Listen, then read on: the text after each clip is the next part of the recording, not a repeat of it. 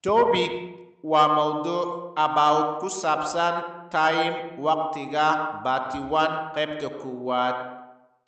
Topic waa mawduuc about ku saabsan time waqtiga batiwan qaybta koowaad.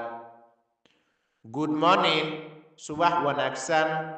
Respected principal, maamulaha sharafta leh, teachers, macallimiinta, parents, waalidiinta, and my dear friends, iyo saaxiibadeyda qaaliga ah. Good morning, subax wanaagsan.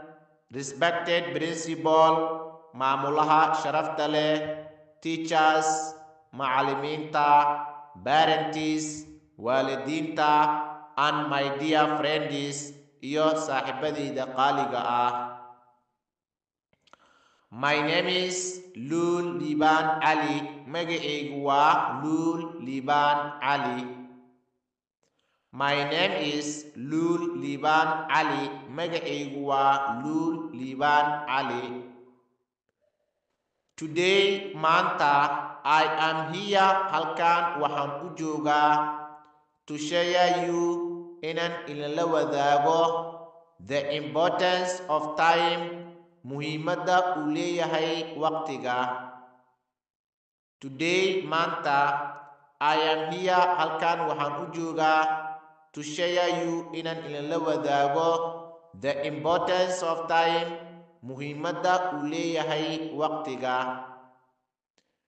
Time, waqtiga, is the most important factor, waa qodobka ugu muhiimsan for the progress ee horumarka of human being, aadanaha.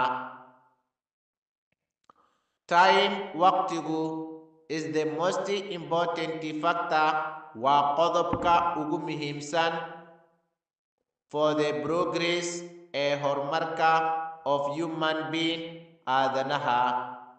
Time, waqtigu, is running continuously, wuxuu u socdaa si joogto ah. Time, waqtigu, is running continuously, wuxuu u socdaa si joogto ah. Time, waqtigu, once gone, mar hadduu tago, is gone forever, waa siduu u tegay. It never comes back, marnaba dib uma soo noqdo. Time, waqtigu, once gone, mar hadduu tago, is gone forever, waa siduu u tegay. It never comes back, marnaba dib uma soo noqdo.